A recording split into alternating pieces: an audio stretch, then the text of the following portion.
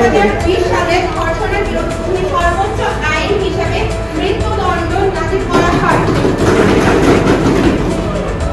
Dhaka metropolitan police DMP ও নারী ও শিশু নির্যাতন ট্রাইব্যুনালের তথ্য অনুযায়ী 2021 সালের ধর্ষণের 2020 সালের প্রতিবেদন অনুযায়ী 2010-এর তুলনায় 2020-এর মধ্যে বাংলাদেশে প্রায় বাল্যবিবাহের হার কমেছে 10%।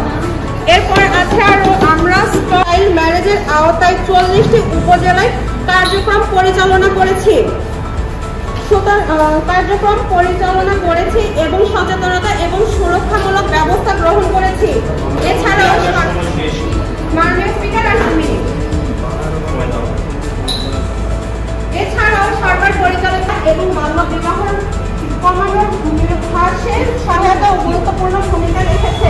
তথ্যসূত্র মহিলা ও শিশু বার্ষিক প্রতিবেদন 2022-2000 সরকারের পাশাপাশি ব্রাক, এএসএ, এমজেএফ এর মতো বিভিন্ন বেসরকারি সংস্থা এর সঙ্গে কাজ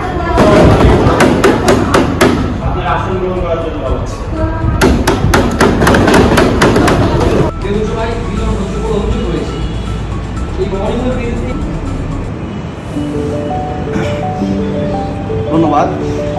আমার বক্তব্যের শুরুতে আমি ধন্যবাদ জানাই মাননীয় স্পিকারকে আমাকে এই গুরুত্বপূর্ণ বিষয়ে কথা বলার সুযোগ দেওয়ার জন্য, এবং সেই সাথে ধন্যবাদ জানাই আমার বিরোধী দলের সদস্যকে। তিনি জানতে চেয়েছেন দেশের হতদরিদ্র, প্রতিবন্ধী ও প্রবীণ জনগোষ্ঠীকে সামাজিক নিরাপত্তা কর্মসূচির আওতায় আনা হলে তা রাজনৈতিক বিবেচনায় বিতরণ হচ্ছে বলে অভিযোগ রয়েছে।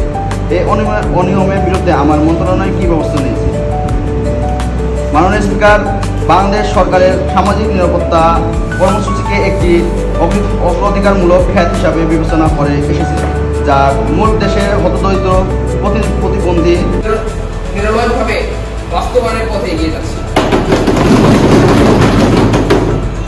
মাননীয় স্পিকার, আমরা বলতে চাই সমালোচনা হবে এবং হওয়া উচিত, কিন্তু সেই সমালোচনাটা হতে হবে।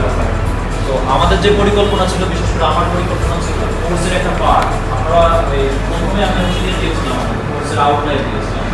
ওইখানে সম্ভবত ডেমো পার্লামেন্ট একটা ছিল, হাসিব প্রায় জিজ্ঞেস করতো যে স্যার ডেমো পার্লামেন্ট কবে, এটা কি?